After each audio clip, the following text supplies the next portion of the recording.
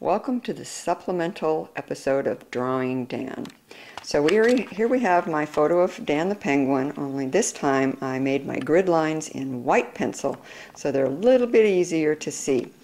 When you're working from a photo and you're gridding it like this, it's kind of important to be able to see your squares. So if it's a dark photo, use a white pencil, and if it's a light photo, use a dark pencil. Now you can draw Dan like I am, or you can draw a photo of your own by printing it out on printer paper, or pulling a magazine out of the recycle bin. Anything like this will do. Draw what speaks to you. If you want to draw Dan, then go ahead and pause it right here while you draw your grids. Now, first things first with Dan, we have drawn, you can see I've drawn grid squares all over my paper. I'm doing Dan big so you can see him. And so I made my squares on my drawing paper 2 inches across and down rather than 1 inch. And this is also a way of taking a small photo and making it bigger. You can also make it smaller. It's all in the math. So what we're going to do is we're going to start up in this corner here. We come over 1, down 1, and that's our first square that has anything in it. So you can see here, we have this starting in this corner, come over 1, down 1, and I draw the shape that I see that's in this square right here. Now I'm going to move over 1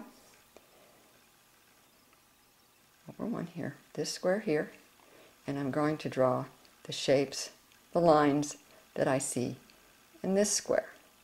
Let's go down 1. And that would be right here. Draw that line there. Right like that. Now, let's come up here. This is an interesting square. It has a lot going on. Let's look at down here.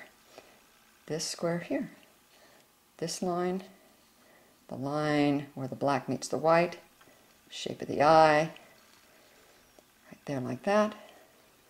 So we've got this square, here's this line, the shape of the white against the black, shape of the eye.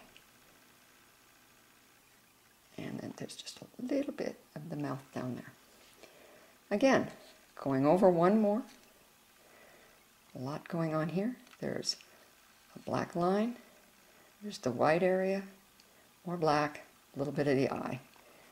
Come over here, there's that line, this line between the black and the white, again between the black and the white, and the other side of the eye. So, you get the idea here. You have your grids, you have the shapes and the lines within the grid. You make the grid on your drawing paper and you replicate where each line is positioned within each grid. And when you're done, you've got a fairly accurate representation of what you were drawing. If there's any lines that don't meet, then you just make your adjustments, erase the lines that don't belong, and color it in if you want, and there you have it. So there we have Dan Supplemental.